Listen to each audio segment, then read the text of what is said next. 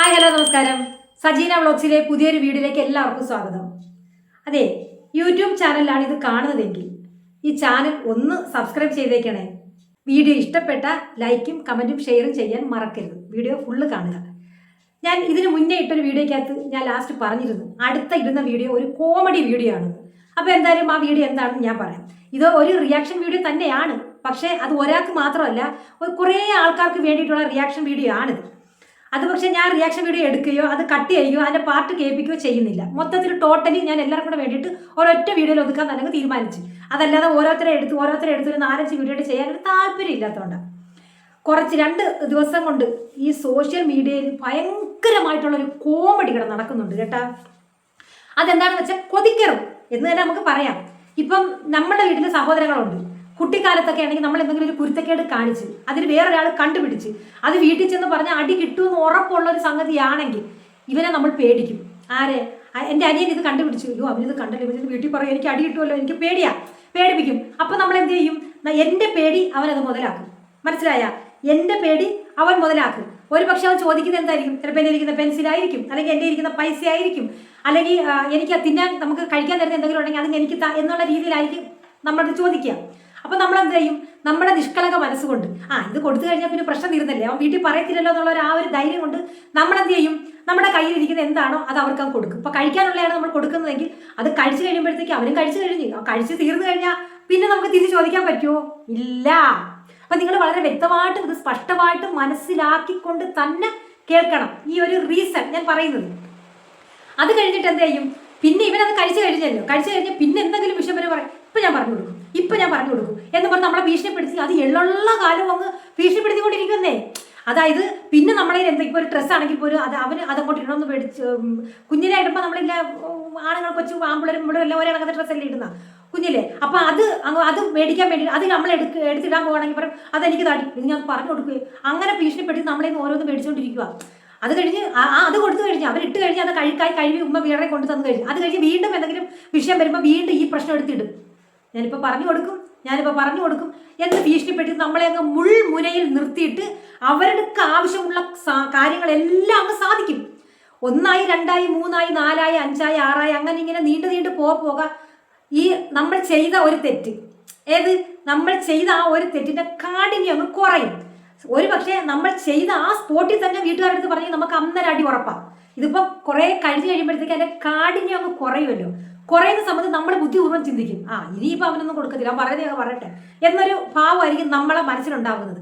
അപ്പം പിന്നെ ഇവർ നമ്മളെ ഭീഷണിപ്പെടുത്താൻ വരും. എന്താണ്? അതെനിക്ക് ഞാൻ ഇപ്പം ഉമ്മാണെന്ന് പറഞ്ഞു കൊടുക്കും, അല്ലെങ്കിൽ വാപ്പി എടുത്ത് പറഞ്ഞു കൊടുക്കും, ഭീഷണിപ്പെടുത്തും. അപ്പം നമ്മളെന്താ പറയും? നീ അങ്ങ് പറയടാ എന്ന് പറയും. നമ്മളെ വിചാരം കഴിഞ്ഞു, ഇനി അത് വിഷയമില്ല. അപ്പം എന്തോ ഇവരതെടുത്തിട്ട് അങ്ങ് അലക്കാൻ തുടങ്ങും. ഉമ്മി താത്തി അങ്ങനെ ചെയ്തു, അന്ന് അങ്ങനെ ചെയ്തു, ഇതിങ്ങനെ ചെയ്തു എന്ന് പറയും.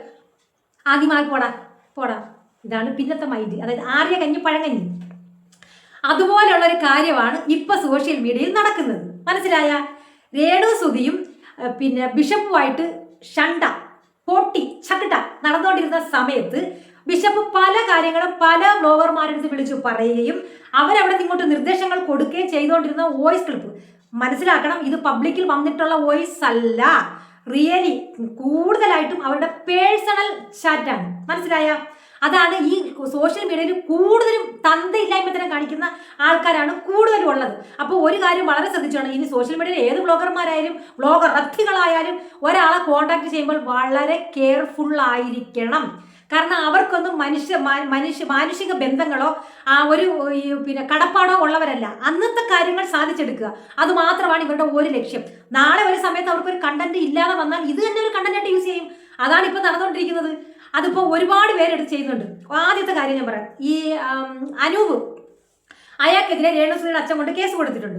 അവിടെ നിന്ന് സ്റ്റേഷനിൽ നിന്ന് വിളിച്ചതിന് ശേഷം അയാളങ്ങ് ഭയങ്കര പവർഫുൾ മാനായിട്ട് അങ്ങ് മാറി. അപ്പോൾ ഓരോരോ കാര്യങ്ങൾ കണ്ടുപിടിച്ചുകൊണ്ട് വരുന്ന രീതിയിൽ അപ്പോൾ ഓരോരുത്തരുടെ വോയിസുകൾ എടുത്തിട്ടങ്ങ് അലക്കാൻ തുടങ്ങി. അലക്കുന്ന എന്താണ്? ഇത് ഇപ്പൊ ബിഷപ്പ് മുമ്പ് ഈ സീസണിൽ ബിഷപ്പിന് ദോഷകാലമാണെന്ന് തോന്നുന്നു. കാരണം കഴിഞ്ഞ ബിഗ് ബോസ് സീസണിലും ഇതേ സെയിം ആയിരുന്നു ബിഷപ്പിന് കിട്ടിക്കൊണ്ടിരുന്ന പ്രശ്നങ്ങൾ. മനസ്സിലായ? അപ്പൊ ആദ്യം എന്ന് പറയുന്നത് ആ സമയത്ത് ബിഷപ്പിനെ സപ്പോർട്ട് ചെയ്തുകൊണ്ട് നിന്ന ഒരു പറ്റ വ്ളോഗർമാരുണ്ടായിരുന്നു. ബിഷപ്പിനെ സപ്പോർട്ട് ചെയ്തുകൊണ്ടിരുന്ന അതിന്റെ റീസൺ എന്താന്ന് വെച്ചാൽ അന്ന് ബിഷപ്പ് രേണുസുതിയുമായിട്ട് ചക്കടയായിരുന്നു. അന്ന് പറഞ്ഞാൽ പോട്ടി ശത്രുക്കളായിരുന്നു. ശത്രുവിന്റെ ശത്രു മിത്രം എന്നാണല്ലോ പഴമൊഴി. അപ്പോ അങ്ങനെ ഇരിക്കുന്ന സമയത്ത് ബിഷപ്പിന്റെ കൂടെ തേനല്ലോ, തേനീച്ച വന്ന് മുറ്റുന്ന കണക്ക് ബിഷപ്പിന് ചുറ്റും കൈയെടുത്തനക്കാൻ വയ്യ, കാലെടുത്തനക്കാൻ പറ്റാത്ത രീതിയിൽ വ്ലോഗർമാരുടെ സപ്പോർട്ടായിരുന്നു കൂടുതലും ഉണ്ടായിരുന്നത്. ആ സമയങ്ങളിൽ ബിഷപ്പിനെ പിരിയേറ്റി ഓരോ കാര്യങ്ങളൊക്കെ ചെയ്യിപ്പിച്ചുകൊണ്ടിരുന്നു. അതായത് ഓരോ ഇന്റർവ്യൂ എടുക്കുന്ന സമയത്താണെങ്കിലും ബിഷപ്പിന്റെ വായിൽ നിന്ന് ഫ്രസ്ട്രേഷൻ ഉൾപ്പെടെ വരുന്ന വാക്കുകളൊക്കെയാണ് ഞാനും എടുത്തിട്ട് അലക്കിയിട്ടുള്ളത്. ഞാനും ചെയ്തിട്ടുണ്ട്. ഇപ്പോഴും ആ വീഡിയോ നിലവിലുണ്ട്. ബിഷപ്പ് എനിക്കെതിരെ കൊടുത്ത കേസ് ഇപ്പോഴും നിലവിലുണ്ട്. ഓക്കെ, ഇപ്പൊ നമ്മളൊരു തെറ്റ് ചെയ്തു എന്ന് ബോധ്യം വന്നാൽ അത് തിരുത്തുന്നതിന് യാതൊരു കുഴപ്പമില്ല, ഒരു നാണക്കേടും അതിനകത്തില്ല. നമ്മളെന്തായാലും ഇമ്മാതിരി തന്തയിലേമത്തരം കൂടെ നിന്നിട്ട് കുത്തുക എന്ന് പറയുന്ന ഒരു പരിപാടി ഉണ്ടല്ലോ, അത് ചെയ്തിട്ടില്ല, ഒരു മനുഷ്യരോടും ചെയ്തിട്ടില്ല, ഇനി ഒട്ടും ചെയ്യുകയില്ല. അവർ നമുക്കെതിരെ ചെയ്താലും അതിന് ബദലായിട്ട് പോലും ചെയ്യാൻ ഞാൻ ആഗ്രഹിക്കുന്ന ഒരു വ്യക്തിയല്ല. അപ്പൊ എന്തായാലും ഇപ്പൊ കാര്യം എന്താണെന്ന് വെച്ചാൽ, ഈ അന്ന് ബിഷപ്പിനെ സപ്പോർട്ട് ചെയ്തത് എന്ത് കാരണം എന്ന് പറഞ്ഞാൽ ബിഷപ്പിന് രേണുവിന്റെ കുടുംബവും രേണുവായിട്ട് ശത്രുതരായിരുന്നു. ഓക്കെ, ഇപ്പോൾ ഈ പറഞ്ഞ പറ്റങ്ങൾ എല്ലാവരും ബിഷപ്പിനെതിരെ അമ്പും വില്ലും അസ്ത്രങ്ങളുമായിട്ട് നിൽക്കുന്ന എന്താണ്, രേണുസുതിയെ സപ്പോർട്ട് ചെയ്യുന്നു എന്നുള്ള ഒറ്റ കാരണം കൊണ്ട് ബിഷപ്പിനെ തകർത്ത് തരിപ്പണമാക്കി നാമ അവശേഷമാക്കുക. കാരണം ഇവർ ഉദ്ദേശിച്ച കുറേ കാര്യങ്ങളുണ്ട്. എന്തോ പോറ്റു ആ കാര്യങ്ങൾ എന്തൊക്കെയാണെന്ന് പറഞ്ഞാൽ ചിരിച്ച് ഇടറ്റിലും വെള്ളമില്ല തോട്ടിലും വെള്ളമില്ലാത്ത അവസ്ഥയാവും. എൻ്റെ തമ്പുരാനെ എന്തൊക്കെയായിരുന്നു. അതൊക്കെ പോട്ടെ, അതൊക്കെ പറയേണ്ടവര് പറയും, അപ്പൊ നമുക്ക് കേൾക്കാം. അപ്പോൾ അങ്ങനെ കുറേ ടാർഗറ്റോട് കൂടി ബിഷപ്പിനെ സപ്പോർട്ട് ചെയ്ത് ഒരുപാട് ആൾക്കാരുണ്ടായിരുന്നു. പക്ഷെ ഓരോന്നായിട്ട് ഈ പറഞ്ഞ കണക്ക് കാലക്രമേണ പോകെ ബിഷപ്പിനും ഓരോരോ കാര്യങ്ങൾ മനസ്സിലായി വന്നു. അതിനൊരു കാരണക്കാരി ഞാൻ തന്നെയാണ്. ഒരു കുഴപ്പമില്ല, ഞങ്ങൾ നേരിട്ട് പോയി സംസാരിച്ച് കുറേ കാര്യങ്ങൾ പറഞ്ഞപ്പോൾ ബിഷപ്പിന് കുറേ കാര്യങ്ങളൊക്കെ അങ്ങ് മനസ്സിലായി. ഓക്കെ, അപ്പോൾ നമ്മളവിടെ ശത്രുവായിട്ട് കുത്തുവാണോ ചെയ്തത്, അതല്ലെങ്കിൽ ഒരാളെ ഇൻസൾട്ട് ചെയ്യുന്ന രീതി പറയാനോ അല്ല ചെയ്തത്. ഞങ്ങൾക്ക് ആ ബിഷപ്പിന് മനസ്സിലാക്കുന്ന കുറച്ച് കാര്യങ്ങൾ ഞങ്ങൾ പറഞ്ഞ് മനസ്സിലാക്കി കൊടുത്തിട്ടുണ്ടായിരുന്നു. പക്ഷെ അതിന് മുന്നേ തന്നെ ബിഷപ്പ് പല കാര്യങ്ങളും മനസ്സിലാക്കിയായിരുന്നു. ഭയങ്കര ട്രാഫിൽ ചെന്ന് പെട്ടേനെ. അയ്യോ ഈ ബിഷപ്പ് ഭയങ്കരമായ ട്രാഫിൽ ചെന്ന് പെട്ടേനെ. ദൈവത്തിന്റെ അനുഗ്രഹമുള്ള പുരുഷനായതുകൊണ്ടാണ് അദ്ദേഹം അതിനകത്ത് വിമുക്തിയായതും അവർ തമ്മിൽ ചക്കട ഉണ്ടാവാനുള്ള ഒരു റീസൺ കൊണ്ടുവന്ന് ഇട്ട് കൊടുക്കുകയും അത് പിരിയുകയും ചെയ്തത്. ഇപ്പോൾ ഈ പറഞ്ഞുകൊണ്ടിരിക്കുന്ന എന്താണ് കാരണമെന്ന് വെച്ചാൽ, ബിഷപ്പിന്റെ കുറേ വോയിസ് കിടന്നങ്ങ് കളിക്കുന്നുണ്ട്. രേണുസുതിയെ പണ്ട് പറഞ്ഞ കാര്യങ്ങൾ, രേണുസുതിയുടെ അച്ഛനും കത്തോലിക്ക ക്രിസ്ത്യന്മാർ പറഞ്ഞു, അവരൊക്കെ തമിഴരാൻ ആണ്. നിങ്ങൾ ഇനിയിപ്പോൾ ആരൊക്കെ എടുത്തിട്ട് എന്തൊക്കെ എടുത്തിട്ട് വോയിസ് എടുത്തിട്ടാലും രേണുസുതിക്കോ രേണുസുതിയുടെ അച്ഛനോ ആ കുടുംബത്തിനോ ഒരു വിരോധമില്ല. അവർ തമ്മിൽ തെറ്റിക്കാൻ വേണ്ടിയിട്ടാണ് ഈ കിടന്ന് കോപ്പറായങ്ങളൊക്കെ കാണിക്കുന്നെങ്കിൽ അതിന് വെച്ച വെള്ളം അങ്ങ് വാങ്ങി വെച്ചേരെ എന്ന് മാത്രമേ എനിക്ക് പറയാനുള്ളൂ. അതല്ല നിനക്കൊക്കെ കണ്ടന്റ് ആണ് വേണ്ടതെങ്കിൽ ഓരോ വോയിസും ഓരോ ദിവസം എടുത്തങ്ങ് ഇട്ട് കൊടുക്കുക, നോ പ്രോബ്ലം. ബാധിക്കപ്പെട്ടവർക്കും പ്രശ്നമില്ല, ബാധിച്ചവർക്കും പ്രശ്നമില്ല. പിന്നെ കണ്ടോണ്ടിരിക്കുന്ന നിനക്കൊക്കെയാണ് കുഴപ്പങ്ങൾ. പിന്നെ വേറെ ശ്രീതു ഒരു വീഡിയോ ഇട്ടിട്ടുണ്ടായിരുന്നു. എനിക്ക് അതിനൊരു ചെറിയൊരു റിയാക്ഷൻ പറയണം. ഞാൻ പേര് പറഞ്ഞാണ് ചെയ്തത്. ബിഷപ്പിന്റെ വസ്തുവിനെ സംബന്ധിച്ചിട്ട് ഒരു കാര്യം പറഞ്ഞു. ഇത് എന്താ ശ്രീതു ജീവിക്കുന്നത് ഈ ലോകത്തൊന്നും അല്ലേ? നീ ഇല്ല ആകാശത്തുനിന്ന് പൊട്ടിമുളച്ച് ആകാശത്തുനിന്ന് പൊട്ടി വീണ് ഭൂമിയിൽ നിന്ന് പൊട്ടി മുളച്ചാണക്കാണല്ലോ നിന്റെ സംസാരം. നമ്മൾ ഗവൺമെന്റിന്റെ ഏത് സ്ഥാപനത്തിൽ ചെന്നാലും നമുക്ക് നമ്മുടെ കാര്യങ്ങൾ കറക്റ്റായിട്ട് പെട്ടെന്ന് നടന്ന് കിട്ടണമെങ്കിൽ കൊടുത്തേ പറ്റൂ. ഒരുപാട് അനുഭവിച്ചതാണ് മക്കളെ ഞങ്ങൾ. ഒരുപാട് അനുഭവം ഉള്ളവർ തന്നെയാണ് ഇത് പറയുന്നത്, അല്ലാതെ ഒന്നും ഇമാജിൻ അല്ല.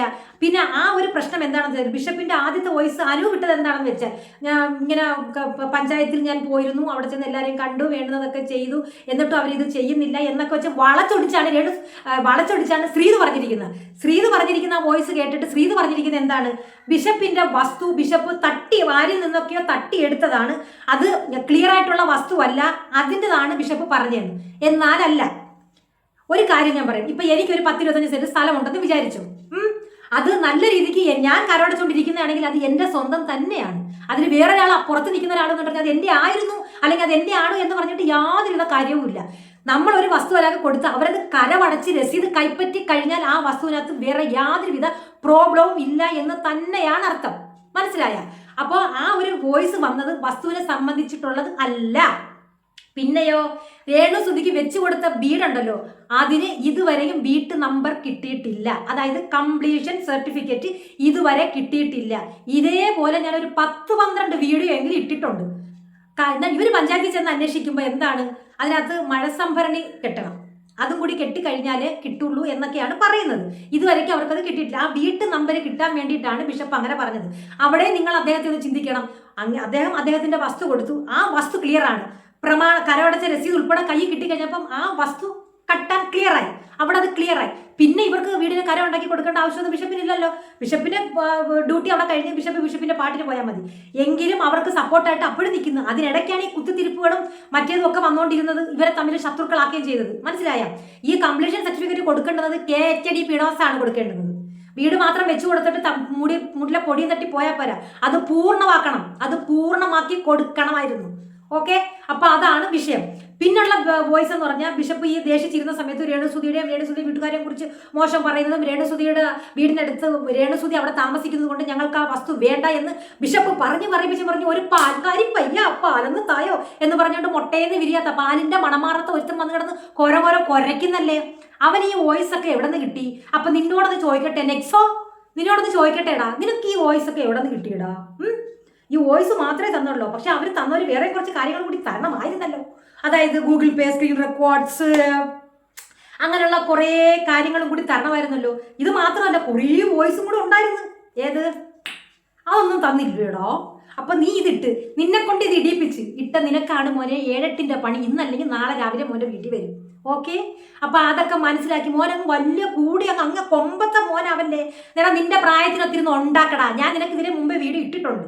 അപ്പോഴേ നിന്റെ അച്ഛൻ കൊണ്ട് കേസ് കൊടുക്കാൻ പോകണമെന്ന് പറഞ്ഞ് പിന്നെ അതിൽ എന്നെ വിളിച്ച് പറഞ്ഞ് ഞാൻ നിന്റെ അച്ഛനോട് സംസാരിച്ചപ്പോഴേ നിന്റെ അച്ഛൻ്റെ ആറ്റിറ്റ്യൂഡ് എനിക്ക് വളരെ വ്യക്തമായിട്ട് മനസ്സിലായി മോനെ. അതായത് എൻ്റെ മോനൊരു കുറ്റം ചെയ്ത എൻ്റെ മകൻ, അതായത് 16 വയസ്സ് പോലും ആകാത്ത എൻ്റെ മകൻ്റെ ഫുൾ ഉത്തരവാദിത്വം തന്തയ്ക്കും തള്ളയ്ക്കുമായി ഞങ്ങൾക്ക് തന്നെയാണ്. അവൻ എന്തെങ്കിലും ഒരു കുറ്റം കാണിച്ചാൽ അവർ ആദ്യം ഇൻഫോം ചെയ്യുക അച്ഛൻ്റെ അടുത്തും അമ്മയുടെ അടുത്തും തന്നെയാണ്. ഈ ഒരു കാര്യം ഞാൻ ചോദിച്ചപ്പോൾ നിങ്ങളെ മോൻ ചെയ്യുന്നതൊക്കെ നിങ്ങൾ കണ്ടു, അവൻ എന്തൊക്കെ വീഡിയോ കാണാൻ ഇടുന്നത് എന്ന് ചോദിച്ചപ്പോൾ എടുത്ത വായില് അവന്റെ അച്ഛൻ പറഞ്ഞ അവൻ എന്തെങ്കിലും പറഞ്ഞെങ്കിൽ അവനെതിരെ പറയണം, വീട്ടിൽ ഇരിക്കുന്നവരെ എന്തിനു പറയുന്നു എന്ന്. അതാണ് അവന്റെ അച്ഛന്റെ ആറ്റിറ്റ്യൂഡ്. മനസ്സിലായോ പിള്ളേ? ഞാനീ പറയുന്ന കള്ളമല്ല മക്കളെ. ചേച്ചിയുടെ ഒരു വോയിസ് റെക്കോർഡ് ഉണ്ടോ മുന്നേ? അച്ഛനായിട്ട് സംസാരിച്ച വോയിസ് റെക്കോർഡ്. അപ്പൊ ഞാൻ അന്തിച്ചു പോയി. അപ്പൊ ഞാൻ തിരിച്ചു ചോദിക്കും, നമ്മുടെ കുഞ്ഞ് പ്രായപൂർത്തിയാകാത്ത ഒരു കുഞ്ഞ് തെറ്റ് ചെയ്താൽ അച്ഛൻ്റെ അടുത്തും അമ്മയുടെ അടുത്തും തന്നെയാണ് ആദ്യം വിരൽ ചൂണ്ടുന്നത്. അത് തന്നെ ഞാൻ ഒഴിഞ്ഞു മാറിയാണോ ചെയ്യേണ്ടുന്നത് എന്ന് ഞാൻ ചോദിച്ചു മോനെ. അപ്പൊ അവന്റെ കാര്യത്തിൽ ഒരു തീരുമാനമായി അവിടെ ഇരിപ്പുണ്ട്. നാളെ മറ്റന്നാളോ മോനെ കിട്ടാനുള്ളത് മോനെ കയ്യിലങ്ങ് വന്ന് പതിക്കുമ്പോൾ മോന് മനസ്സിലാവും. മോനെ ഇട്ടിപ്പോൾ സ്ക്രൂ ചെയ്ത് മോനെ അങ്ങ് പൊക്കി അങ്ങ് അറ്റത്ത് വിടാ. നിന്നെയൊക്കെ നാശത്തിന്റെ വഴികളിൽ തള്ളിവിടുന്ന ആൾക്കാരാണ്. ഇന്നല്ലെങ്കിൽ നാളെ നീയൊക്കെ അത് മനസ്സിലാക്കും. നമ്മളിരുന്ന് ഇങ്ങനെ പറയുമ്പോൾ നമ്മളങ്ങ് നെഗറ്റീവ് ആവും, നിങ്ങൾക്ക് ശത്രുവാകും. അതായത് ഒരാൾക്ക് ഒരു നല്ല കാര്യം പറഞ്ഞു കൊടുക്കുന്നവർ എന്നും ശത്രുവായ ചരിത്രമേ ഉള്ളൂ. ഓക്കെ, അപ്പൊ അതിനുള്ള മോനുള്ളത് മോന് കിട്ടും. മോന് കിടന്ന് കുരയ്ക്കുന്നുണ്ടല്ലോ, ആ കൊര അങ്ങ് അടങ്ങും, കൊര അങ്ങ് തീരും. ആ കൊര പിന്നെ അങ്ങ് അണപ്പാവും കേട്ടാ. അപ്പൊ അതുകൊണ്ട് നോക്കി കണ്ട് സൂക്ഷിച്ചൊക്കെ കളിക്കണം. പിന്നെ ഇപ്പൊ ഞാൻ നീ ഇപ്പൊ ബിഷപ്പിനെ സപ്പോർട്ട് ചെയ്യുന്നില്ല, നീ ബിഷപ്പിനെ ബിഷപ്പാമ്പെന്ന് വിളിച്ച് എന്താ ഇപ്പോ? അങ്ങനെ ഒരു വീഡിയോ കണ്ട് ആ വീഡിയോയ്ക്ക് റിയാക്ട് ചെയ്യുകയാണ് ഞാൻ ചെയ്തത്. അദ്ദേഹത്തിന്റെ വോയിസ് റെക്കോർഡ് എടുക്കുകയോ അദ്ദേഹത്തുമായിട്ട് ചാറ്റ് ചെയ്തതോ അങ്ങനെയൊക്കെ എടുത്ത് ബ്ലാക്ക് മെയിൽ ചെയ്ത് അദ്ദേഹത്തിന്റെ ഒന്നും പിടുങ്ങാനൊന്നും ഞാൻ നോക്കിയിട്ടില്ല. ഓക്കെ, ഒന്നും ചെയ്തിട്ടില്ല. ഇന്ന് ഈ നിമിഷം വരെയും ബിഷപ്പിനെ 2-3 പ്രാവശ്യം ഞാൻ പോയി കണ്ട് സംസാരിക്കുകയും ചെയ്തു. ആ കേസിനെ കുറിച്ച് ഒരക്ഷരം ഞാൻ സംസാരിച്ചിട്ടില്ല. അതായത് ബിഷപ്പെ ആ കേസ് അങ്ങ് പിൻവലിക്കണേ, അന്ന് ഞാൻ അങ്ങനെ അറിയാതെ ചെയ്തു പോയി എന്നൊരു വാക്ക് സജീന പറഞ്ഞിട്ടില്ല. 2 ബിഷപ്പും പറഞ്ഞിട്ടില്ല സജീന സിസ്റ്ററിട്ടിരിക്കുന്ന ആ വീഡിയോസ് എല്ലാം ഡിലീറ്റ് ചെയ്ത് കളയാൻ. അതും ചെയ്തിട്ടില്ല. അതും അതുപോലെ തന്നെ അവിടെ കിടപ്പുണ്ട്. വീഡിയോ എന്ത് ചെയ്തു, ആ ഒരു വീഡിയോക്ക് റിയാക്ട് ചെയ്തു എന്ന് പറയുന്നതിന് യാതൊരു കുഴപ്പമില്ല. അന്തസ്സായിട്ടാണ് ചെയ്തത്. അല്ലാതെ ഒരാളുടെ പെർമിഷൻ ഇല്ലാതെ അദ്ദേഹത്തിന്റെ വോയിസുകൾ പേഴ്സണലി ചാറ്റ് ചെയ്ത വോയിസുകൾ എടുത്ത് പുറത്തിടുക, അതെടുത്ത് റിയാക്ട് ചെയ്യുക, അതൊക്കെ ഇല്ലീഗലി പ്രോബ്ലം തന്നെയാണ്. അങ്ങനെയുള്ള പോക്കൃത്തരൊന്നും കൂടെ നിന്നിട്ട് കുത്തുന്ന പരിപാടിയൊന്നും സജീന കാണിച്ചിട്ടില്ല കേട്ടോ. അപ്പൊ എന്തായാലും ഇപ്പൊ ഈ സോഷ്യൽ മീഡിയയിൽ കിടന്ന് കറങ്ങുന്ന വിഷയം ഇതാണ്. അതായത് മുമ്പ് ബിഷപ്പിനെതിരെ രേണുസുതി നിന്നത് കൊണ്ട് എല്ലാവരും ചെന്നങ്ങ് ചക്കര പോയി നടക്ക് ബിഷപ്പിനെ അങ്ങ് പൊതിച്ച് സംരക്ഷിച്ചു. ഇപ്പൊ നേരെ തിരിച്ച് ബിഷപ്പിന് കാര്യങ്ങളൊക്കെ മനസ്സിലായി, എല്ലാവരും തന്നെ ഒരു കരുവാക്കിയാണെന്ന് മനസ്സിലാക്കി ബിഷപ്പ് സ്വയം തിരുത്തി ഒരു അസുഖമായിട്ട്, അത് നല്ലൊരു ക്രിട്ടിക്കൽ സ്റ്റേജിൽ ഒരു അസുഖമായിട്ട് കിടക്കുന്ന ആ ഒരു പേഷ്യൻറ്റിനോട് പ്രാർത്ഥിക്കുകയും അവരുമായിട്ട് സ്നേഹത്തിൽ പോകുന്നത് ഇവളുമാർക്കും ഒന്നും സഹിക്കുന്നില്ല. അപ്പൊ അത് വീണ്ടും എങ്ങനെയെങ്കിലും എന്തെങ്കിലും ചെയ്ത് ഉടപ്പി മാറ്റാൻ വേണ്ടിയിട്ട് പഴയത് പൊക്കിക്കൊണ്ട് വരുന്നു. ഇനി എന്ത് തന്നെ ആയാലും ഇനി ബിഷപ്പ് രേണുസുതിയുടെ വീട്ടുകാരെ അല്ലെങ്കിൽ ഞങ്ങളെയൊക്കെ ആ സമയത്ത് എന്ത് പറഞ്ഞുകൊണ്ട് നീയൊക്കെ വോയിസ് ഇട്ടാലും ഉണ്ടാ നീ ഒന്ന് വിചാരിക്കുന്ന ഒന്നും അവിടെ തിരിഞ്ഞു മറിഞ്ഞ് കറങ്ങാൻ പോകുന്നില്ല. ഓക്കെ, അപ്പോൾ ഇനി ഇതിനെക്കാട്ടി കൂടുതലുണ്ടെങ്കിൽ ഇടും. പക്ഷേ ബിഷപ്പിന്റെ കയ്യിൽ ഇരിക്കുന്നതൊക്കെ നല്ല എക്സ്ട്രീമിലി എക്സ്ക്ലൂസീവ് കുറെ കത്തുന്ന തരത്തിലുള്ള കാര്യങ്ങളാണ്. എൻ്റെ ആ പാമ്പിടിച്ച ബിഷപ്പിനെ എല്ലാവരും കൂടി എന്തോ ചെയ്യാനാ നോക്കിയത്. കർത്താവിന്റെ അനുഗ്രഹമുള്ളതുകൊണ്ടാണ് അദ്ദേഹം രക്ഷപ്പെട്ടത്. അപ്പൊ ഇനി എന്തെങ്കിലുമൊക്കെ വോയിസുകളുണ്ടെങ്കിൽ എല്ലാം ഒന്ന് പുറത്തു വരട്ടെ. അത് കഴിഞ്ഞ് ഞങ്ങളൊരു ഇടൽ അങ്ങോട്ടിടും. അപ്പൊ ഇപ്പൊ സപ്പോർട്ട് ചെയ്യുന്നവരൊക്കെ അന്നേരം കാണണം. ഓക്കെ. പാപ്പോ, എനിക്ക് 2 വോയിസ് ഇവിടെ നിന്ന് കേൾപ്പിക്കണം. ഒന്ന് തങ്കച്ചേച്ചൻ, അതായത് രേണുവിന്റെ അച്ഛന്റെ ഒരു വോയിസ് ഞാൻ ഇവിടെ നിന്ന് കേൾപ്പിക്കാം. ഞാൻ രേണു സുധിയുടെ അച്ഛനാണ്. ഞാനിപ്പോൾ ഇത് സംസാരിക്കാനുള്ള കാര്യം എന്താണെന്ന് ചോദിച്ചാൽ, കുറേ നാളുകളായിട്ട് ഞാനിപ്പോൾ വെളിപ്പെടുത്തുക പറയാതെ തന്നെ നമുക്ക് എല്ലാവർക്കും അറിയാവുന്നൊരു കാര്യമാണ്. രേണുവിനെതിരെ ഞങ്ങളുടെ കുടുംബക്കാരും ഞങ്ങൾക്കെതിരെയും ബ്ലോഗർമാരിലൂടെ ഒരുപാട് പ്രകൃതിപരമായ കാര്യങ്ങൾ നിൽക്കുകയും പറയുകയും ചെയ്തിട്ടുള്ളതാണ്. അതിനൊന്നും ഞങ്ങൾക്ക് പ്രത്യേകിച്ച് ആരോടും എതിർപ്പോ കണക്കോ ഞങ്ങൾക്കൊന്നുമില്ല. എന്ത് ഞങ്ങൾ പറഞ്ഞെന്ന് പറഞ്ഞാലും ഞങ്ങൾക്കല്ല. ദൈവം സത്യം ഉള്ള ദൈവം, അത് എന്നെങ്കിലാണ് സത്യത്തിനൊപ്പം നിൽക്കുകയുള്ളൂ. അത് ഞങ്ങൾ വിശ്വസിക്കുന്ന മനുഷ്യരാണ്. അപ്പോൾ ഇത് ഞാൻ പറയുന്നതിൻ്റെ കാര്യം മറ്റൊന്നുമല്ല. അന്ന് പല ദിവസങ്ങളിൽ ഈ നമ്മുടെ ബിഷപ്പ്, അതായത് ഞങ്ങളുടെ കുഞ്ഞുങ്ങൾക്ക് വീട് വയ്ക്കാനായിട്ട് സ്ഥലമായ ബിഷപ്പ് ജോൾ ഫിലിപ്പ് അമ്പലവേൽ എന്ന് പറഞ്ഞ ആ ബിഷപ്പ് രേണുവിനെതിരെ ഒത്തിരി കാര്യങ്ങൾ പറഞ്ഞു എന്നൊക്കെ പറഞ്ഞ് ഇപ്പോൾ വീഡിയോ ചെയ്യുന്ന ബ്ലോഗേഴ്സ് വീണ്ടും ഞങ്ങളെ സംബന്ധിച്ച് പറഞ്ഞാൽ, ഞങ്ങൾ മൊത്തത്തിലുള്ള വീട്ടിലെ രേണു, എൻ്റെ മൂത്ത മകളും, ഞങ്ങളെല്ലാവരും ഞങ്ങളുടെ കുടുംബക്കാർ. എന്ത് തന്നെ നിങ്ങളിനി സോഷ്യൽ മീഡിയ വഴി അവതരിപ്പിച്ചാലും, അതായത് ബിഷപ്പിനെതിരെ കാര്യങ്ങൾ പറഞ്ഞ് അവതരിപ്പിച്ചാലും, തെളിവുകൾ നിരത്തി എന്തൊക്കെ നിങ്ങൾ ചെയ്തെന്ന് പറഞ്ഞാൽ ഞങ്ങൾ അത് ഗവനിക്കുകയോ ഞങ്ങൾ അതിനെക്കുറിച്ച് സംസാരിക്കുകയോ ഒരു നോട്ടത്തിലോ ചിന്തയിലോ ഭാവത്തിലോ പോലും ഞങ്ങൾ അതിനെ ഏറ്റെടുക്കുകയോ ചെയ്യത്തില്ല. അതിൻ്റെ കാരണം മറ്റൊന്നുമല്ല, കഴിഞ്ഞെന്തെങ്കിലും പറഞ്ഞെങ്കിൽ അത് സോഷ്യൽ മീഡിയ വഴിയാണ് പറഞ്ഞത്. ഞങ്ങൾ ഇത്ര അടുത്ത് ഏകദേശം 100 മീറ്റർ പോലും ഇല്ല ഞങ്ങളുടെ താമസിക്കുന്ന വീടുകൾ. ഇത്രയും നാളുകൾ പോലും ഞങ്ങൾ മുഖത്ത് നോക്കി അങ്ങോട്ടും ഇങ്ങോട്ടും ഞങ്ങൾ ഒരു കാര്യം പറഞ്ഞില്ല, രേണുവും പറഞ്ഞിട്ടില്ല, അദ്ദേഹം ഞങ്ങളെയും പറഞ്ഞിട്ടില്ല. അത് സോഷ്യൽ മീഡിയ വഴി വന്ന് അത് അതുപോലെ അങ്ങ് പോവുകയും ചെയ്തു. ഇപ്പോൾ രേണു സുഖമില്ലായിരിക്കുന്ന അവസരത്തിൽ ഞങ്ങൾക്ക് ആരോടും ഒരു പ്രതികാരമില്ല. നിങ്ങൾ എന്ത് തന്നെ ചെയ്ത് നിങ്ങൾ വീഡിയോ ഇട്ട് കാശുണ്ടാക്കിയെന്ന് പറഞ്ഞാൽ ഞങ്ങൾ ഈ രേണുവിൻ്റെ കുടുംബത്തെ സംബന്ധിച്ച് ഞങ്ങൾക്ക് അതൊന്നുമല്ല. ഞങ്ങൾക്ക് എങ്ങനെയും അവൾ രോഗത്തു നിന്ന് മുക്തമായി വരണം. അതിന് അനേകരുടെ പ്രാർത്ഥന ഞങ്ങൾ ചോദിക്കുന്നത്. ആ കൂടെ തിരുമേനിയുടെ പ്രാർത്ഥന, ഈ ബിഷപ്പിന്റെ പ്രാർത്ഥന ഏറ്റവും അത്യാവശ്യം. ഞങ്ങൾ തൊട്ടടുത്തായിട്ട് ഞങ്ങൾ പറയുമ്പോഴൊക്കെ വന്ന് പ്രാർത്ഥിക്കുകയും ചെയ്യുന്നുണ്ട്. ഞങ്ങളുടെ ജീവിതത്തിൽ ഞങ്ങൾക്ക് അത് മതി, മറ്റൊന്നും ഞങ്ങൾ ആഗ്രഹിക്കുന്നില്ല, ഒന്നുമില്ല. കുഞ്ഞിന്റെ മടങ്ങി വരുന്നതിന് വേണ്ടി നിങ്ങളും ഞങ്ങൾക്ക് എതിരായിട്ട് വീഡിയോ ചെയ്യുന്നവരും കൂടെ നിങ്ങളും പ്രാർത്ഥിക്കണമെന്ന് മാത്രം ഒറ്റ അപേക്ഷ എനിക്കുള്ളൂ. അല്ല ഞങ്ങൾക്ക് ആരോടും പ്രത്യേകിച്ച് ബിഷപ്പിനോട് ഞങ്ങൾക്ക് ഒരു പിണക്കമില്ല. അന്ന് അത് പറഞ്ഞെന്നും പറഞ്ഞു. സോഷ്യൽ മീഡിയ വഴി വരുന്ന കാര്യങ്ങളൊക്കെ ഞങ്ങൾ മനസ്സിലാക്കിക്കൊണ്ടിരിക്കുക. ഞാൻ പറയാത്ത കാര്യം എൻ്റെ ഫോട്ടോ ഇട്ട് പറയും, അങ്ങനെയുള്ളതാണല്ലോ സോഷ്യൽ മീഡിയ എന്ന് പറയുന്നത്. അതുകൊണ്ട് അതിനെ ഞാൻ കുറ്റം പറയാം. നിങ്ങൾ എന്ത് തന്നെ പറഞ്ഞ് റീച്ച് ഉണ്ടാക്കും, എന്തെങ്കിലും ചെയ്തോ. പക്ഷെ ഞങ്ങൾ ഇനിയെങ്കിലും ഈ കുഞ്ഞ് സുഖമില്ലാതിരിക്കുന്നതിന് അവളെ ഉപദ്രവിക്കാൻ വരാതെ ഞങ്ങൾ ഒന്നിനും വരുന്നില്ല. നിങ്ങൾ ബിഷപ്പിനെയും ഞങ്ങളും തമ്മിൽ ഇനിയും അകറ്റുവാനും അത് ഒക്കെ ഉള്ള കാര്യങ്ങൾ നിങ്ങൾ നോക്കിയാലും അത് നടക്കത്തില്ല. ആവശ്യം ഞങ്ങൾക്കില്ല. ഞങ്ങൾക്ക് അദ്ദേഹത്തിന് പ്രാർത്ഥന ഇപ്പോൾ ആവശ്യമാണ്. ഞങ്ങൾ മരണം വരെ ഞങ്ങൾ അങ്ങനെ തന്നെ അത് ആഗ്രഹിക്കുകയും ചെയ്യുന്നു. അതുകൊണ്ട് കൂടുതലായിട്ടൊന്നും ഞാൻ പറയുന്നില്ല. നിങ്ങളും പ്രാർത്ഥിക്കണമെന്ന് മാത്രം ഈ അവസരത്തെ പറയുന്നു. നന്ദി. ഇത് അച്ഛൻ്റെ, അതായത് രേണു സുധിയുടെ അച്ഛൻ്റെ വാക്കുകളാണ്. അപ്പോൾ അതായത് ഇനിയിപ്പോൾ എന്തൊക്കെ ഇരുന്ന് ഏതൊക്കെ പറഞ്ഞാലും ഒരു വിഷയമില്ല എന്നുള്ള കാര്യം മനസ്സിലായി. അപ്പം നീ ഒന്ന് കിടന്ന് കുരച്ചിട്ടോ ഇനി പുതിയ വോയിസ് കൊണ്ടുവന്നിട്ടോ ഒരു ഉണ്ടേ നേടാനില്ല. പക്ഷെ നേടാനുണ്ട്. നിനക്കൊക്കെ റീച്ചിന് വേണ്ടിയിട്ടും നിനക്കൊക്കെ ഒരു കണ്ടന്റിന് വേണ്ടിയിട്ടാണെങ്കിൽ നീയൊക്കെ ചെയ്യുന്നത് ചെയ്തോ, അതിനൊരു വിരോധം ഇല്ലെന്നേ. നീയൊക്കെ ചെയ്യണമെങ്കിൽ ചെയ്തോ എന്ന് തന്നെയാണ് പറയുന്നത്. അപ്പോൾ ഇത് നമുക്ക് ബിഷപ്പ് നോബിൾ ഫിലിപ്പ് അമ്പലവേലിൽ അദ്ദേഹത്തിൻ്റെ വോയിസും കൂടി ഒന്ന് കേട്ടാലോ. നമസ്കാരം സിസ്റ്റർ സജീന, നമസ്കാരം. ഞാൻ എൻ്റെ മനസ്സിന്റെ ചില വിഷമങ്ങൾ പറയുവാനായിട്ടാണ് ഇപ്പം ഞാൻ ഈ വോയിസ് അയക്കുന്നത്. ഇപ്പൊ സോഷ്യൽ മീഡിയയിലെ കഴിഞ്ഞ ഒരാഴ്ചയായിട്ട് ഞാൻ ചില നാളുകൾക്ക് മുമ്പ് അനുഭവിച്ച ദുഃഖങ്ങളും പ്രയാസങ്ങളുടെ നടുവിൽ എന്നെ കോണ്ടാക്ട് ചെയ്തിരുന്ന ഒരു വിഭാഗം യൂട്യൂബേഴ്സ് ആയിട്ടുള്ളവരുണ്ട്. ഒരു വിഭാഗം യൂട്യൂബേഴ്സ് ആയിട്ടുള്ളവർ ആ സമയത്ത് ഞാൻ ദുഃഖം അനുഭവിച്ച സന്ദർഭത്തിൽ എന്നെ ബന്ധപ്പെട്ടു. ഞാൻ അവരുമായിട്ട് സഹകരിച്ച് ബന്ധപ്പെട്ട് മുൻപോട്ട് പോയിക്കൊണ്ടിരുന്ന സമയത്ത് അവരുടെ ഫോണുകളിൽ ഞാൻ അയച്ചു കൊടുത്തതായിട്ടുള്ള വോയിസുകൾ, പേഴ്സണലി അയച്ചു കൊടുത്തേക്കുന്ന വോയിസ് ആണെന്ന് ഓർത്തോണം. ആ പേഴ്സണലി അയച്ചു കൊടുത്തേക്കുന്ന വോയിസ് അവരിപ്പോഴ് കണ്ടന്റിന് വേണ്ടി എടുത്ത് മറ്റുള്ള വ്ളോഗേഴ്സിന് അയച്ചു കൊടുത്തിട്ട് റിയാക്ഷൻ വീഡിയോ ചെയ്യിപ്പിക്കുകയാണ്. എന്താണെന്ന് ചോദിച്ചു കഴിഞ്ഞാൽ, ആ സമയത്ത് 5 മാസങ്ങൾക്ക് മുമ്പ് രേണു സുധി എന്ന് പറയുന്ന സഹോദരി ബിഗ് ബോസിൽ പോയപ്പോഴും പോകുന്ന സമയത്തും അവിടെ നിൽക്കുമ്പോഴും അവിടുന്ന് വന്നു കഴിഞ്ഞിട്ടും സോഷ്യൽ മീഡിയയിൽ ഞങ്ങൾക്ക് 2 കൂട്ടരും തമ്മിലുണ്ടായ പ്രശ്നങ്ങളെ വലിയ രീതിയിൽ കത്തി പടർന്നു നിൽക്കുന്ന സമയത്ത് ഈ വ്ളോഗേഴ്സ് ആയിട്ടുള്ള ഈ ചാനൽ നടത്തിക്കൊണ്ടിരുന്ന സഹോദരങ്ങളും എന്നെ കോണ്ടാക്ട് ചെയ്ത സമയത്ത് എൻ്റെ വോയിസ് എടുത്തിട്ടുണ്ട്. ഞാൻ അവരോട് പേഴ്സണലി ഫോണിൽ സംസാരിച്ചിട്ടുണ്ട്, ഗ്രൂപ്പ് കോളുകളിൽ സംസാരിച്ചിട്ടുണ്ട്. ഈ ഏറെക്കുറെ കോളുകളൊക്കെയും ഇവരെന്ത് ചെയ്തു, റെക്കോർഡ് ചെയ്തും ഞാൻ അയച്ചു കൊടുത്ത വോയിസ് ക്ലിപ്പുകളൊക്കെയും ഇവര് അവരുടെ കമ്പ്യൂട്ടറിൽ സേവ് ചെയ്ത് വെച്ച ശേഷം ഇപ്പോഴുള്ള റിയാക്ഷൻ വീഡിയോ ചെയ്യുന്ന ചില ആൾക്കാർക്ക് അയച്ചു കൊടുത്ത ശേഷം എനിക്ക് എഗനസ്റ്റ് ആയിട്ട് ഓരോ ദിവസവും വീഡിയോ ഇട്ടുകൊണ്ടിരിക്കുകയാണ്. എനിക്ക് ഇതിന് എന്നെ കേൾക്കുന്ന നിങ്ങളുടെ പ്രേക്ഷകരോട് പറയാൻ ഇത്രയേ ഉള്ളൂ, രേണു സുധിയും കുടുംബവുമായിട്ട് എനിക്ക് യാതൊരു വിധമായ പ്രശ്നങ്ങളില്ല. അതെല്ലാം കഴിഞ്ഞു, ആ പ്രശ്നങ്ങൾ തീർന്നു. ഞാനും രേണു സുധിയുടെ ഫാമിലിയും തമ്മിലുള്ള മാനസിക ദുഃഖങ്ങൾ കഴിഞ്ഞു. ഇപ്പോൾ ഞങ്ങൾ ഒരു വീട് പോലാണ് ഞങ്ങൾ കഴിഞ്ഞുകൊണ്ടിരിക്കുന്നത്. അവരുടെ വീട്ടിലൊരു വിഷമമോ ദുഃഖമോ പ്രയാസമോ വന്നാൽ അവര് അച്ഛനും അമ്മയും, രേണുവിന്റെ അച്ഛനും അമ്മയും സഹോദരിയും എന്നെ വന്ന് കാണും. ഞാൻ അവരെ ഒരു സ്വന്തം കൂടപ്പിറപ്പങ്ങളെ പോലെ തന്നെ കൂടെ ചേർത്ത് നിർത്തി, എല്ലാ വിഷമത്തിലും അവരോടൊപ്പം പ്രാർത്ഥനയ്ക്കായിട്ട് അവരെ ചേർത്ത് നിർത്തി. എന്ത് പ്രതിസന്ധി വന്നാലും, എന്ത് പ്രതിസന്ധി, ഇനി ലോകം മുഴുവനുള്ളവർ എനിക്ക് നെഗറ്റീവായിട്ട് വീഡിയോ ഇട്ട് എന്നെ ആക്ഷേപിച്ചെന്ന് പറഞ്ഞാലും രേണു സുധിയുടെ കുടുംബത്തെ ചേർത്ത് നിർത്താൻ, പ്രാർത്ഥനയിൽ ചേർത്ത് നിർത്തി, അവരുടെ വേദനയിലും ദുഃഖത്തിലും സങ്കടത്തിലും അവരെ ചേർത്ത് നിർത്തി അവരോടൊപ്പം തന്നെ ആത്മീയമായിട്ടുള്ള ജീവിതത്തിൽ മുൻപോട്ട് പോകാൻ തന്നെയാണ് ഞാൻ ദൈവമുമ്പിൽ എടുക്കുന്നതായിട്ടുള്ള ഒരു തീരുമാനവും ഒരു ആഗ്രഹവും. കാരണം ഇപ്പോൾ രേണു സുധി ക്യാൻസറിൻ്റെതായിട്ടുള്ള രോഗത്തിൽ കഷ്ടപ്പെട്ട് രോഗക്കിടക്കയിലായിരിക്കുന്ന ഒരു വാത്സല്യ സഹോദരിയായിട്ട് എനിക്ക് അവരോട് വളരെയധികം മനസ്സലിവും ദൈവം ഇപ്പോഴുണ്ട്. ആദ്യകാലങ്ങളിൽ പല പ്രയാസങ്ങൾ സോഷ്യൽ മീഡിയ വഴി ഞാനും രേണു സുധിയും തമ്മിൽ ഉണ്ടായി.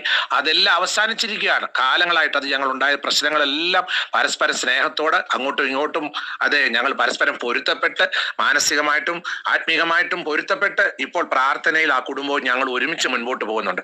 കുശുമ്പ് സഹിക്കാൻ വയ്യാത്ത ഒരു വിഭാഗം ആൾക്കാർ ഇതിനെ കണ്ടന്റ് ആക്കി വിറ്റ് കാശുണ്ടാക്കുന്ന അവരോട് എനിക്ക് ഒന്നേ പറയാനുള്ളൂ, നിയമത്തിന്റെ വഴിയെ ഞാൻ നീങ്ങിയിട്ടുണ്ട്.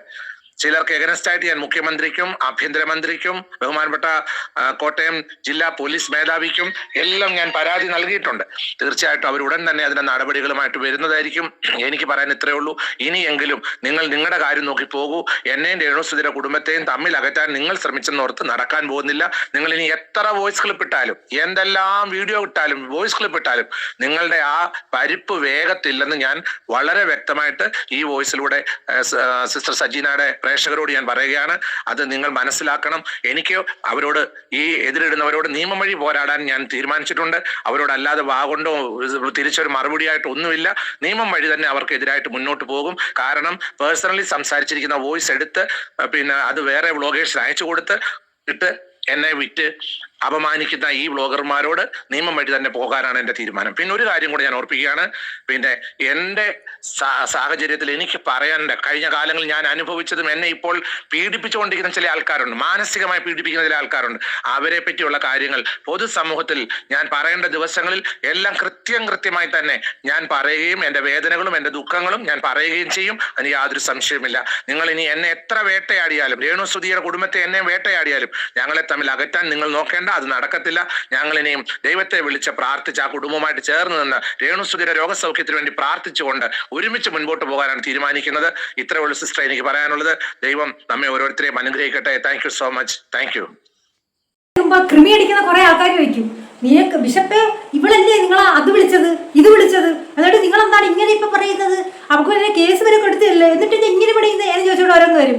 അതിനും ഒരു റിപ്ലൈ ഉണ്ട് കേട്ടോ. അവിടെ പിന്നെ സജീന സിസ്റ്ററുടെ പ്രേക്ഷകരോട് എനിക്ക് പറയാനുള്ളതാണെങ്കിൽ, കഴിഞ്ഞ കാലങ്ങളിൽ ഞാനും സജീന സിസ്റ്ററും തമ്മിൽ വളരെയധികം പ്രശ്നങ്ങൾ ഉണ്ടാകേണ്ട സാഹചര്യങ്ങൾ വന്നതെന്ന് വെച്ച് കഴിഞ്ഞാൽ, സോഷ്യൽ മീഡിയയിൽ എനിക്കെതിരെ വന്ന വീഡിയോയെ എടുത്തു വെച്ച് സജീന സിസ്റ്റർ പിന്നെ റിയാക്ഷൻ വീഡിയോ ചെയ്തു. അത് എനിക്കും എൻ്റെ കുടുംബത്തിനും സമൂഹത്തിൽ വളരെ വേദന ഉളവാക്കിയപ്പോൾ നിയമപരമായ കാര്യങ്ങളിലൂടെ പോയെങ്കിലും നാളിതുവരെ ആയിട്ടും സജീന സിസ്റ്റർ എന്നോട് ആവശ്യപ്പെട്ടിട്ടില്ല കേസ് പിൻവലിക്കാമോ എന്ന്.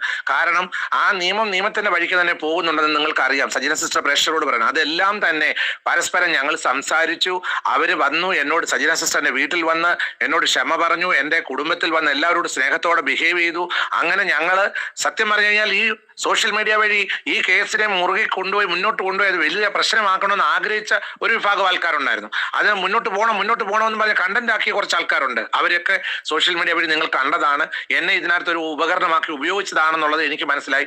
അതുകൊണ്ട് എനിക്ക് പറയാനുള്ളത് പ്രേക്ഷകരോട്, ഈ സജീന വ്ളോഗ്സിലെ സജീന സിസ്റ്ററുമായിട്ട് എനിക്ക് യാതൊരു രീതിയിലുള്ള മാനസിക പ്രശ്നങ്ങളോ പിന്നെ മറ്റു രീതിയിലുള്ള പ്രോബ്ലംസോ, അത് നിയമപരമായിട്ടുള്ള കാര്യങ്ങളായിരുന്നു. അത് നിയമത്തിൻ്റെതായിട്ടുള്ള വഴികളിൽ പോകാൻ ഇടയായിട്ടുണ്ട്. അതിന് ഇന്ന് വരെ സജീന സിസ്റ്ററിനോട് ആവശ്യപ്പെട്ടിട്ടില്ല ഈ കേസ് ഒന്ന് പിൻവലിച്ചു തരാമോ എന്ന്. കാരണം ആ കേസെല്ലാം അത് തീർച്ചയായിട്ടും ആ കേസിന്റെ വഴിക്ക് തന്നെ പോയിരുന്നു. അതെല്ലാം അവിടെ വെച്ച് തന്നെ കഴിയുകയും ചെയ്തു. ആ കേസും കാര്യങ്ങളെല്ലാം അത് അതിന്റെ വഴിക്ക് തന്നെ പോയിട്ടുണ്ട്. അതുകൊണ്ട് ഇങ്ങനെ എന്നെ സോഷ്യൽ മീഡിയയിൽ വലിച്ചു കീറുന്നവരോട് ഒന്നേ പറയാനുള്ളൂ, നിങ്ങൾ നിങ്ങളുടെ കാര്യങ്ങളുമായിട്ട് മുന്നോട്ട് പോവുക. എന്റെ കാര്യങ്ങളുമായിട്ട് ഞാൻ മുൻപോട്ട് പോകുന്നുണ്ട്. എന്നെ ഉപദ്രവിക്കുന്നവരോട് ഒന്നേ പറയാനുള്ളൂ, നിങ്ങൾ എന്നെ കണ്ടന്റ് ആക്കാതെ നിങ്ങൾ നിങ്ങളുടെ കാര്യങ്ങളിലേക്ക് പോവുക എന്ന് മാത്രമേ എനിക്ക് പറയാനായിട്ടുള്ളൂ. അല്ലാതെ ഞാനും ഈ സജീന വ്ളോഗ്സുമായിട്ടൊന്നും യാതൊരു രീതിയിലുള്ള പ്രശ്നങ്ങളില്ല. അതാണ് എനിക്ക് സമൂഹത്തോട് പറയാനായിട്ടുള്ളത്. Thank you. കേട്ടോ എന്റെ പ്രേക്ഷകരെ നല്ല പ്രേക്ഷകര്, കാരണം നിങ്ങൾ സത്യം അറിയാൻ വേണ്ടിയിട്ട് മാത്രം എന്റെ വീഡിയോ കാണുന്നവരാണ്. അല്ലാതെ കൊതിയും ഞാൻ അപരാധനം കേൾക്കാൻ വേണ്ടിയിട്ടാണ് പലരും തള്ളിക്കേറി പല ചാനലിലോട്ട് ഓടി പോകുന്നത്. ഇപ്പൊ മനസ്സിലായല്ലോ, നമ്മളൊരു വീഡിയോ കണ്ടാൽ റിയാക്ട് ചെയ്തു, സത്യസന്ധമായിട്ട് റിയാക്ട് ചെയ്തു, അത് അവിടെ കഴിഞ്ഞു. പറഞ്ഞതിൽ ഇച്ചിരി കൂടി പോയി എന്ന് എനിക്കൊരു തോന്നൽ വന്നപ്പോൾ ഞാൻ ചെന്ന് സോറി പറഞ്ഞു. കാരണം അദ്ദേഹം ഒരു ബിഷപ്പാണല്ലോ, ചെന്ന് സോറി പറഞ്ഞു. അത് അദ്ദേഹം പറയാനുണ്ടായ സാഹചര്യം കൂടി നമ്മുടെ അടുത്ത് വിശദീകരിച്ചപ്പോൾ നമുക്ക് പക്കയായിട്ട് മനസ്സിലായി ഇതെല്ലാം ചരടുവലിയുടെ പുറത്ത് നടന്ന സംഭവങ്ങളാണെന്ന്. അത് ഇപ്പൊ സത്യം പറഞ്ഞാൽ ഞാൻ നാണക്കെട്ട പരിപാടി ഇതുവരെയും ചെയ്തിട്ടില്ല. നമ്മൾ സഹകരിക്കുന്നു, സ്നേഹമായിട്ട് സംസാരിക്കും, അങ്ങോട്ടും ഇങ്ങോട്ടും വീട്ടിൽ പോയി ഒക്കെ ചെയ്തെങ്കിൽ എന്റെ കേസിനെ പറ്റി ഇന്ന് വരെ ഞാൻ സംസാരിച്ചിട്ട് പോലുമില്ല. അത് അതിന്റെ വഴിക്ക് തന്നെ പൊക്കോട്ടെ എന്ന് തന്നെയാണ് ഞാനിപ്പോൾ പറയുന്നത്. അപ്പൊ ഇപ്പൊ നീ എന്തിനാ ബിഷപ്പിനെ സപ്പോർട്ട് ചെയ്തതെന്ന് വെച്ചാൽ ബിഷപ്പ് രേണുവിനെ സപ്പോർട്ട് ചെയ്യുന്നതുകൊണ്ട് സിമ്പിൾ അല്ലേ? ബിഷപ്പ് രേണുവിനെ എഗൈൻസ്റ്റ് ആയിട്ട് നിന്ന സമയത്ത് ഈ വ്ളോഗർമാർ എല്ലാവരും ബിഷപ്പിന് സപ്പോർട്ട് ഉണ്ടായിരുന്നു. ആണാ ഇപ്പൊ രേണുവിനെ സപ്പോർട്ട് ചെയ്തപ്പോൾ എല്ലാവരും ഒറ്റയടിക്കൊക്കെ തിരിഞ്ഞു. എവിടെയെങ്കിൽ വാഴയൊക്കെ നടക്കുന്ന കാര്യമാണ്. ഒരാൾക്കൊരു തെറ്റ് ചെയ്തവര് എന്നും തെറ്റ് ചെയ്തുകൊണ്ടിരിക്കണം, ശത്രുക്കളെ എന്നും ശത്രുവായിട്ടിരിക്കണം എന്ന് പറഞ്ഞാൽ അത് നടക്കുന്ന കാര്യമല്ലല്ലോ. ഞാൻ നേരത്തെ അറിഞ്ഞ കണക്ക് ആടുകളെ തമ്മിൽ ഇങ്ങനെ കൂട്ടി ഇടിപ്പിച്ചിട്ട് അതിന്റെ നടുക്ക് നിന്ന് വീഴുന്ന ചൂട് ചോര കുടിച്ച് ഇറക്കാൻ വേണ്ടിയിട്ട് കുറെ എണ്ണ ഇങ്ങനെ ഉണ്ടായിരുന്നു. അതാണ് കർമ്മൈസ് ബൂമറാങ് നടക്കുന്ന കണ്ടില്ലേ? മനസ്സിലായ? നമ്മൾ അത് വിശ്വസിച്ചാൽ മതി. ഇങ്ങോട്ട് വരുമ്പോൾ നമ്മൾ രണ്ടെണ്ണം അങ്ങോട്ട് കൊടുക്കേണ്ട ആവശ്യമില്ല. ഇങ്ങോട്ടൊന്ന് വരുമ്പോൾ നമ്മുടെ ഹൃദയത്തിലാണ് തറയുന്നതെങ്കിൽ രണ്ടിട്ട് കണ്ണീര് ദൈവത്തിന്റെ കാൽ കീഴിൽ അർപ്പിച്ചാൽ മതി. ആ ഒരു വിശ്വാസം എനിക്കുണ്ട്. അതിന്റെ കണ്ണി കാണുക തന്നെ ചെയ്തുകൊണ്ടിരിക്കുകയാണ് ഞാൻ. ഓക്കെ, അപ്പൊ എനിക്ക് എന്റെ പ്രേക്ഷകരോട് ചോദിക്കാനുള്ള ഒരൊറ്റ ഒരു ചോദ്യമേ ഉള്ളൂ, ബിഷപ്പിനെ നിങ്ങൾ അനുകൂലിക്കുന്നുണ്ടോ? ബിഷപ്പ് പലതും പറഞ്ഞിട്ടുണ്ടായിരിക്കും. നമ്മൾ ശത്രുക്കളായിട്ട് നിൽക്കുമ്പോൾ എന്തെല്ലാം ആൾക്കാരോട് പറയും. അത് മിത്രമായി കഴിയുമ്പോഴത്തേക്കും നമ്മളതൊക്കെ അങ്ങ് മറക്കും ഇല്ലേ?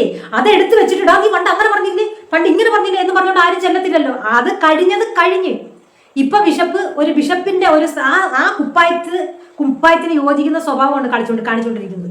ഒരു വിധവയായ ഒരു പേഷ്യന്റ്, അതായത് ക്രിട്ടിക്കൽ സ്റ്റേജിലുള്ള ഒരു അസുഖം ബാധിച്ചിരിക്കുന്ന ഒരു പേഷ്യന്റിനെ സപ്പോർട്ട് ചെയ്യുന്നത് ആർക്കും സഹിക്കുന്നില്ല. മനസ്സിലായ? അപ്പൊ എന്തായാലും ബിഷപ്പിന് നിങ്ങൾ അനുകൂലിക്കുന്നുണ്ടോ? ബിഷപ്പിന്റെ ഈ ഒരു മാറ്റത്തിൽ നിങ്ങൾ സന്തോഷമാണോ? എനിക്ക് ഈ ഒരു റിപ്ലൈ മസ്റ്റായിട്ട് തരണം. ചെന്നായിക്കൊക്കെ ഒന്ന് കാണാൻ വേണ്ടിയിട്ടാണ്. ഓക്കെ, അപ്പൊ എന്തായാലും ഈ വീഡിയോ സ്കിപ്പ് ചെയ്യാതെ ഫുള്ളും കാണണേ. നിങ്ങളുടെ അഭിപ്രായങ്ങളും നിർദ്ദേശങ്ങളും കമന്റുകളായിട്ട് ഒന്ന് രേഖപ്പെടുത്തിയിരിക്കണം. Okay, thank you.